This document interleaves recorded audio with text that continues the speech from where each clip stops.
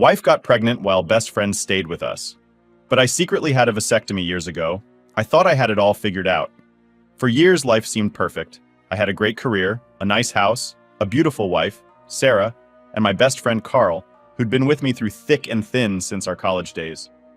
We were a tight trio, always had each other's backs. I used to joke that nothing could shake our little world. But man, life has a way of sneaking up and smacking you when you least expect it. It all kicked off a little over 6 months ago. Carl hit a real rough patch, lost his job, and was in the middle of a brutal divorce. You'd think, knowing what I know now, that would have been my first clue something was wrong. But no, back then, I just thought, this is what friends do. So I told him, hey man, don't sweat it. We've got a spare room. Stay as long as you need. Sarah wasn't totally on board at first. She kind of hesitated, gave me this weird look. I remember her saying, are you sure it's a good idea to have him living with us? I mean, it's going to be a lot. But I brushed her off. Didn't think much of it. I figured she was just being practical, like maybe it'd be awkward with Carl around all the time. But come on, this was Carl, the guy who helped me move into this house. He was practically family. Yeah, it'll be fine, I said. He just needs a little time, and we can help him get back on his feet. He's been there for us before. She nodded, but didn't look happy about it. I should have paid more attention to that. But hindsight's 20/20ths, right? So Carl moved in. At first, things were pretty normal. He spent most of his time in his room, job hunting and dealing with his divorce crap. I wasn't too involved in all that, just tried to be a supportive friend. Meanwhile, Sarah and I went about our usual routine. You know, work, dinner, watching TV, all the regular stuff. But after a couple of weeks, I started to notice some changes. Sarah seemed distant, like her mind was somewhere else, even when we were together. I'd come home and she'd be quieter than usual, or she'd disappear into the kitchen without saying much. Carl, on the other hand, was starting to hang around more. He'd sit on the couch, chatting with Sarah while I cooked or whatever. It wasn't a big deal at first, just kind of different. I figured she was just stressed. I mean, having a guest in the house isn't always easy. And Carl was going through his own drama, so I didn't think much of it. Besides, Sarah and I had always been solid. We'd been married for 4 years by that point, and everything seemed great. Then came the bombshell. Well, no, not going to use that word. Let's just say it was a shock. One night, after I'd gotten home from a long day at work, Sarah was practically glowing. I remember her standing in the kitchen, a big smile on her face, and she walked up to me, wrapped her arms around my neck and said, I've got some amazing news. I thought maybe she got a promotion or something, so I played along. What's up? I asked. I'm pregnant, she said, beaming like it was the best thing in the world. My heart just stopped, completely froze. Now here's the kicker. Wait, no, not using that. The thing is, I'd had a vasectomy years ago. Before Sarah and I got married, I decided I didn't want kids. There was some family stuff on my side, genetic issues that I didn't want to pass on. So, I made that decision without telling anyone. Not Sarah, not Carl, not anyone. It was something I planned to mention eventually, but there never seemed to be a good time. So, yeah, that baby, there was no way it was mine. But instead of saying anything, I just smiled and hugged her back. I played it off like I was excited. That's great, honey, I said, while inside I was screaming. How far along are you? I asked, trying to keep my voice steady. About 6 weeks, she said, totally oblivious to what was going on in my head. 6 weeks. That was right around the time Carl had moved in. I excused myself to the bathroom, locked the door, and stared at myself in the mirror. Everything was clicking into place. The way she'd been acting distant, Carl hanging around more, her sudden excitement about being pregnant. It all made sense. But I wasn't ready to confront it. Not yet. I started watching them, like really paying attention to their little interactions. I'd catch Sarah and Carl having these weird, quiet conversations when they thought I wasn't listening. They'd share these inside jokes that I didn't get, and sometimes I'd walk into a room and they'd just stop talking, like I'd interrupted something. At first I thought maybe I was being paranoid. I mean, Carl was my best friend, and Sarah was my wife. There's no way they'd do something like that to me, right? But then, one night, I overheard them talking in the kitchen when they thought I'd gone to bed. We need to be more careful, Sarah whispered. He's starting to get suspicious. Carl's voice was low and tense. Maybe we should just tell him. It's not fair to keep this up. No, Sarah snapped. Not yet. We need more time. I stood frozen at the top of the stairs, my heart racing. I knew something was going on, but I didn't have the full picture. I needed proof. The next morning, I went out and bought some hidden cameras. Yeah, it sounds extreme, but I wasn't going to confront them without solid evidence. I installed the cameras in the common areas of the house, the kitchen, the living room, even the hallway outside Carl's room. I told myself I was doing it to protect myself, to know for sure if what I suspected was true. Then I went a step further. I used some of my IT skills that I normally use for work to get into Sarah's phone. I wasn't proud of it, but I had to know what was going on. And that's when I found the texts. Messages between her and Carl, talking about keeping it quiet and not wanting to hurt me. That was the moment it all became real. Over the next few days, I kept gathering evidence. I'd watch them on the cameras, see them getting closer when they thought I wasn't around. There were more texts, more little moments that made my stomach turn. It was like I was living in a nightmare. And the worst part was, I had to pretend everything was fine. I had to act like the happy husband while knowing that the two people I trusted most were betraying me behind my back. And that was just the beginning. After everything I had found, you'd think I would have gone off the deep end and just confronted them right there. But no, I decided to be patient. Too patient, honestly. I figured if I was going to blow up my whole life, I might as well make sure I had every single piece of proof first. I wanted them to squirm, to know they'd been caught with no way out.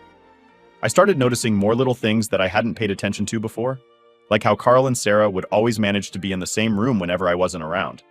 If I was in the living room, they'd find some reason to be in the kitchen. If I was upstairs, suddenly they'd be downstairs chatting or watching TV. It was like they were drawn to each other, and I was just the extra in the background of my own life. The texts between them were getting bolder too. I saw Carl sending these late-night messages like, "Can't wait to see you tomorrow," or "Wish we didn't have to sneak around." And Sarah would reply with crap like, "Just a little longer," or "We have to be careful, he's smart." I had to laugh at that one. Smart? Clearly not smart enough if this had been happening right under my nose. One night, I stayed up late, pretending to be asleep in bed while I watched them on the cameras. It was around 11 p.m. when I caught them sitting on the couch together. They weren't all over each other or anything, but it was just off. Carl was sitting way too close, his arm on the back of the couch behind her head. Sarah was leaning in, like she was totally comfortable with him being in her space. I could barely watch without wanting to throw something, but I held back. I wanted to see what else they'd do when they thought I wasn't paying attention. I needed more. The worst part was, even when I saw them being too close for comfort, it wasn't like they were full-on hooking up or anything. It was always this weird, almost intimate energy that made my skin crawl. I think that made it even harder because I couldn't just yell, "Gotcha!" and end it. I needed something bigger. I started logging everything. Every time they were alone together, every conversation I overheard, every weird text. My phone became this secret journal where I documented their movements like I was tracking a crime. I felt sick half the time, but I just couldn't stop. Things got more intense when Sarah started talking more about the baby. She'd bring up stuff like nursery colors or how she was feeling, and I'd nod along, pretending to care while inside I was screaming. She even asked me if Carl could help paint the nursery when the time came. The audacity, man. I couldn't believe it. I forced a smile and said, "Yeah, sure, why not?" Inside, though, I was dying. The next big moment came one Saturday afternoon. I had told Sarah I was going to run some errands, but really, I just drove around the neighborhood for a bit, parking down the street so I could watch the camera feeds. I wanted to see what would happen when I wasn't supposed to be home. Sure enough, within 15 minutes, Carl and Sarah were together again, sitting on the couch. This time, it was different. Sarah was lying down, her head resting on Carl's lap. He was stroking her hair like it was the most natural thing in the world. They weren't saying much, just sitting there in this disgusting, cozy silence. It hit me right then that this wasn't some fling or a one-time mistake. This was a full-on relationship. They were comfortable, like they'd been doing this for ages. I watched, feeling this mix of anger and sadness hit me like a truck. I wanted to storm in, to scream at both of them, to throw Carl out of my house. But once again, I didn't. I just let it simmer inside me, watching them like I was some kind of ghost in my own life. At that point, I knew I had enough to confront them. But I still wasn't ready. I kept telling myself I needed one final piece, one big thing that would seal the deal, and I wouldn't have to hear any excuses. So, I waited. I watched. I let it build. A few days later, I finally caught the moment I'd been waiting for. It was a Monday morning, and I had taken the day off work, telling Sarah I was sick. She said she'd be out running some errands, and Carl left for a job interview. I figured this would be a slow day, nothing much happening. But later that afternoon, Carl came back early, and instead of going straight to his room like he usually did, he headed into our bedroom, Sarah's and mine. My stomach dropped. I quickly pulled up the camera feed on my phone. There they were, in the bedroom, talking in hushed voices. Sarah wasn't even back yet, but Carl was rummaging through the drawers like he owned the place. He picked up one of Sarah's sweaters, holding it to his face for a second. I felt like I was going to puke.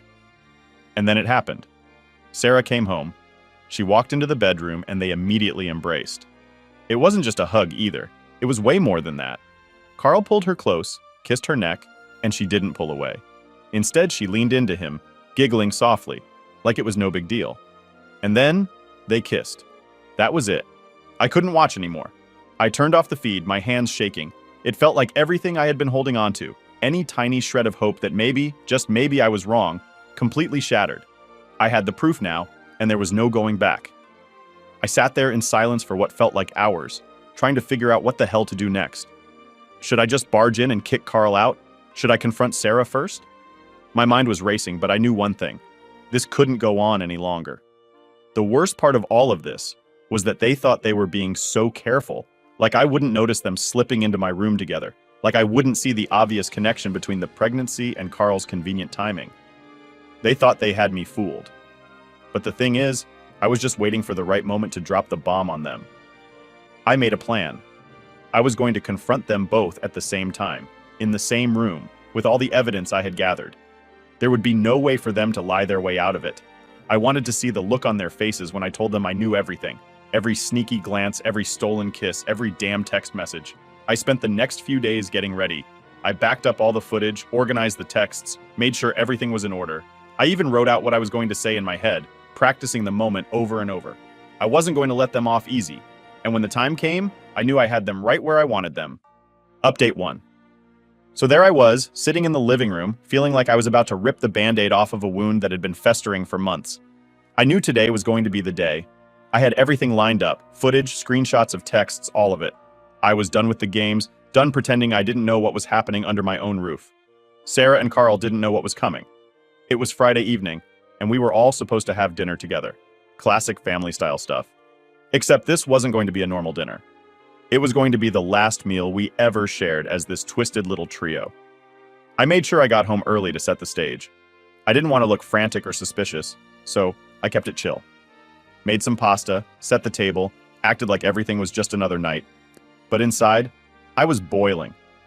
Every time I thought about what I'd seen, Carl in our room, Sarah with him, the way they looked at each other, I felt like I could explode.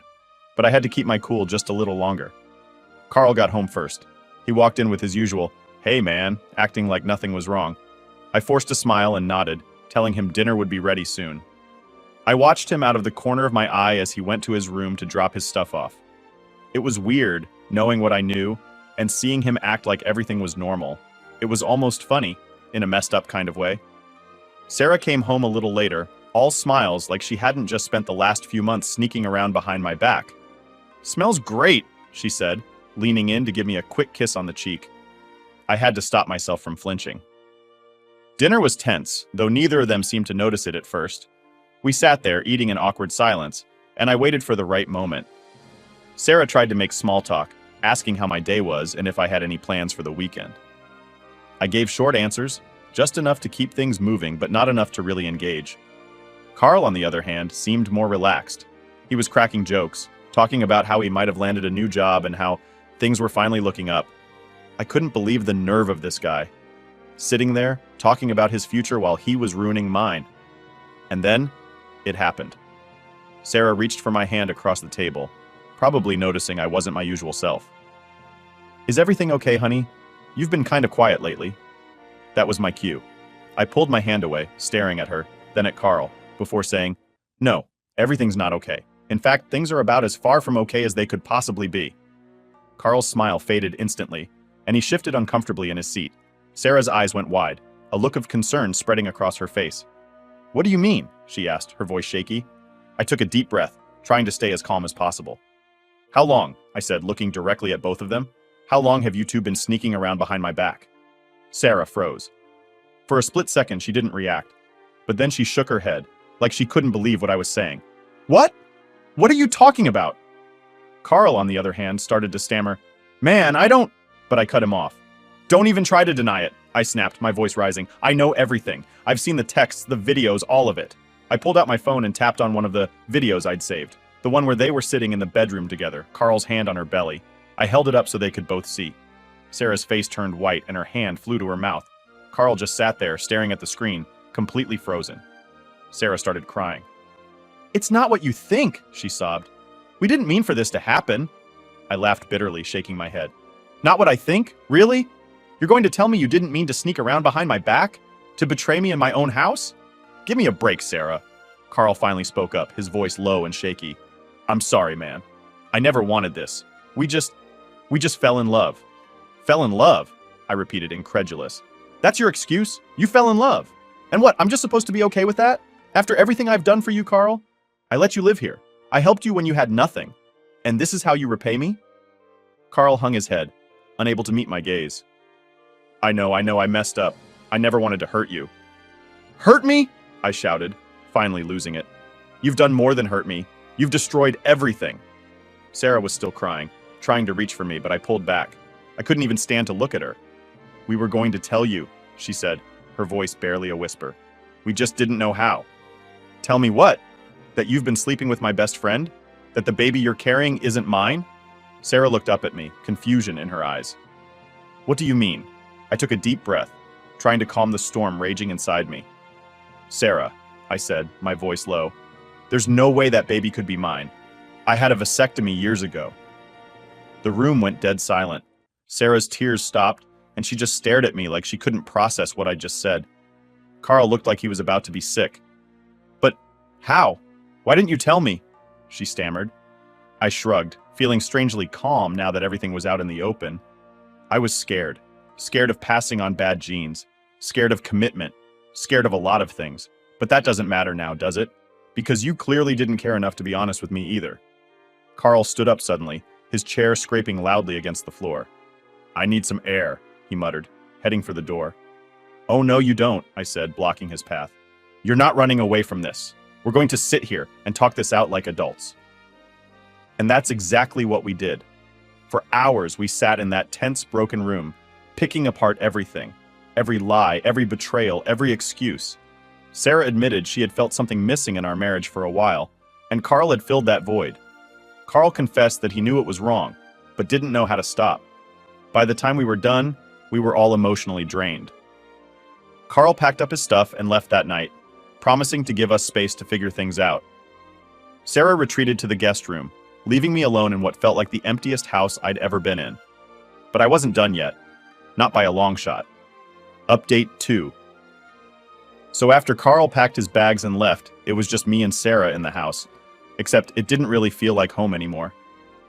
It was just this empty shell of what our life used to be. Everything looked the same, the pictures on the walls, the furniture we picked out together, but it all felt wrong, like I was living in someone else's life. The next morning I woke up feeling completely drained. I hadn't slept much, obviously. How could I, knowing everything I knew now? I lay in bed for a while, staring at the ceiling, trying to wrap my head around what had happened. It felt like I was in some kind of bad dream, but this was my reality now. Sarah was still in the guest room. I could hear her moving around, but she didn't come out to say anything, and honestly, I was fine with that. I wasn't ready to deal with her yet. I needed to think. I needed to figure out what the hell I was supposed to do next. By lunchtime, she finally came out. She looked rough, like she hadn't slept either. Her eyes were red and puffy, and she kept avoiding my gaze. "We need to talk," she said quietly, sitting down at the kitchen table. I nodded, sitting across from her. "Yeah, we do." She took a deep breath, her hands trembling a little as she folded them in front of her. "I'm so sorry," she started. "I never wanted to hurt you like this. It just happened." I stared at her for a moment, feeling this wave of anger rise up inside me. "It just happened?" I repeated, my voice tight. "Sarah, you didn't just trip and fall into an affair with my best friend. You made a choice." She flinched at that, but I didn't care. I wasn't about to make this easier for her. "I know," she whispered, tears filling her eyes again. "I know I messed up. I never meant for it to get this far. Carl was just... I don't know. He was there when you weren't." I felt my jaw clench. "What the hell does that mean?" She wiped her eyes, sniffling. "I don't know how to explain it. You've always been so... distant. Ever since we got married, it's like you've had one foot out the door. I didn't feel like we were really connecting anymore, and Carl, he noticed. He listened." That hit me like a punch to the gut. Yeah, we hadn't been perfect. But was it really that bad? I had no idea she felt like this. But that didn't excuse what she'd done. Not even close. So, what? I said, trying to keep my voice steady. Instead of talking to me about it, you decided to cheat on me? You thought that would solve things? She shook her head. No, I didn't think. I was stupid, I was lonely, and Carl was there, and one thing led to another. I put my hand up, stopping her. I don't want to hear any more excuses. The fact is, you had an affair with my best friend. You lied to me for months, and you let me believe that baby was mine. Sarah looked like she was about to collapse from guilt. I didn't know how to tell you, she cried. I was going to, I swear, I didn't know how. I stood up, pacing the kitchen. My mind was racing, trying to figure out what the next step was. I could feel the anger building again, but I didn't want to explode on her. I needed to stay calm. This was already a disaster, and I didn't want to make it worse. I don't know how we move forward from this, Sarah, I finally said, turning to face her. I don't even know if I want to. You and Carl, this wasn't some fling. You made the choice to betray me over and over again. And that baby? You let me believe it was mine. How the hell do you come back from that? She was crying hard now, her face buried in her hands. I don't know, she sobbed. I don't know how to fix this. I don't know if I can. I leaned against the counter, running a hand through my hair. I need time to think, I said quietly. This isn't something I can just forgive and forget. I need space. Sarah nodded, wiping her tears. I understand. We didn't talk much after that. I stayed out of the house as much as I could, just driving around, walking through the park, trying to clear my head. Every time I thought about what had happened, it felt like a fresh wound opening up again. The betrayal was so deep it was hard to even function sometimes. I'd find myself staring off into space, just reliving the moment I found out over and over again. About a week later, I started talking to a lawyer. I didn't know if divorce was what I really wanted, but I needed to be prepared for whatever came next. Sarah and I were still in the same house, but we barely spoke. It was like we were strangers living together, pretending everything was fine when it was anything but. One night, Sarah knocked on my bedroom door, my bedroom, because I'd moved into the guest room after Carl left. She stood in the doorway looking nervous. What is it? I asked, not in the mood for another heavy conversation. I'm thinking about moving out, she said softly. I think it's what's best. For both of us. I wasn't expecting that, but at the same time it made sense. We couldn't keep living like this, tiptoeing around each other in a house that was filled with so much tension. Where will you go? I asked. My sister's for now, she replied. Just until I figure things out. I nodded. Okay, maybe that's for the best. The next few days were strange, watching her pack up her stuff, knowing she was leaving, but not really feeling any relief. Part of me thought I'd feel better once she was gone, but it didn't. It just felt final.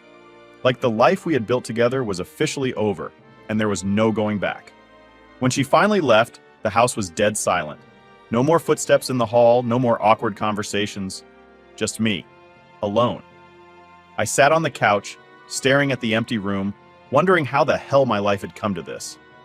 I knew I had a long road ahead of me. I wasn't sure if I was ready to walk it, but I didn't have much choice. This was my new reality, and I had to figure out how to move forward. Because no matter how much I wished it hadn't happened, there was no undoing what Sarah and Carl had done. All I could do now was decide what kind of life I wanted to build next. Without them. Update 3. After Sarah left, you'd think things would feel less tense, like I'd finally be able to breathe again. But the truth is, the silence was worse. I was just sitting there, alone in a house that now felt way too big and way too empty. Everything reminded me of what happened. The photos, the bed, the way the sunlight came through the window at the exact spot where I'd caught them together. It was like I couldn't escape it. At first, I thought I'd just dive into work. It seemed like the easiest way to distract myself. But no matter how many projects I took on, no matter how many hours I spent at the office, it didn't stop my mind from wandering back to the same questions over and over again. How did I not see this coming? What could I have done differently? Was this my fault? And then, there was the whole thing with Carl. It wasn't just that I lost my wife. I lost my best friend too. A guy I trusted for years, someone I thought would always have my back. That betrayal hit me just as hard, if not harder. Every time I looked at my phone, I'd see his number, his texts from before, and it would bring back this flood of anger. But also sadness, because no matter what, I still missed having him around. It's messed up, I know, but that's how it was. The thing is, I didn't really know what to do with all that anger. I'm not the type to go smashing stuff or screaming at the top of my lungs, so instead it just kind of sat there, simmering. Every now and then, I'd catch myself imagining what I could have said, what I could have done differently during that confrontation. Maybe I should have punched him. Maybe I should have yelled at Sarah more. But in the end, it didn't matter. The damage was done, and nothing was going to change that. A couple of weeks passed, and I realized I couldn't keep living in the same house. It was just too much. Every time I walked through the door, it felt like I was stepping back into that nightmare. So I made the decision to sell the place. I thought it'd be harder, like I'd be too attached to it or something. But honestly, once I made the call, I felt this weird sense of relief. Like getting rid of the house was the first step toward getting rid of all the crap that came with it. I spent a few days packing up everything, deciding what to keep and what to toss. It was actually kind of cathartic, going through old photos, old memories, and deciding what was worth holding on to. I threw away a lot, more than I thought I would. I didn't want reminders of a life that wasn't real anymore. Eventually, I found a new place. It wasn't anything fancy, just a small apartment across town. It felt strange downsizing, but at the same time, it was a fresh start. No memories tied to this place. No ghosts of Carl or Sarah lurking around every corner. Just me, my stuff, and a clean slate. Once I moved in, I realized I needed to focus on myself for a bit.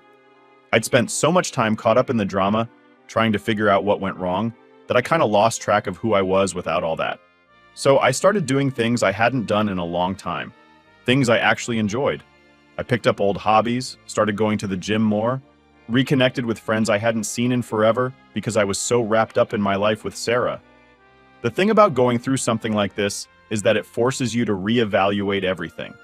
You start to question every decision you made, every relationship you have. But after a while, I realized it wasn't about blaming myself anymore.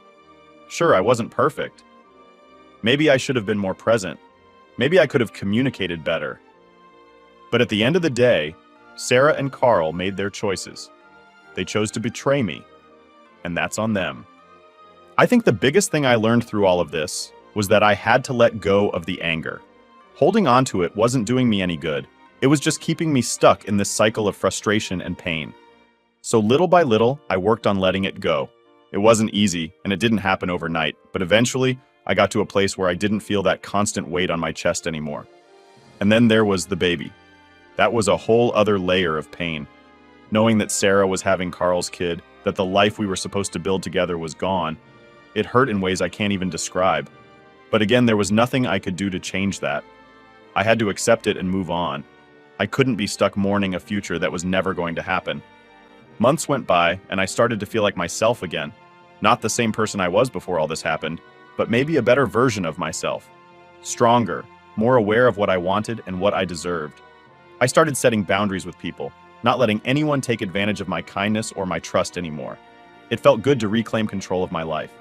Sarah tried reaching out a couple of times after she moved out, but I didn't respond. There wasn't anything left to say. She made her choices, and I wasn't interested in reopening those wounds. As for Carl, he didn't even bother trying. I guess he knew there was no coming back from what he did. One day, I got a call from one of our mutual friends, saying that Carl and Sarah were still together, trying to make a go of it as a couple.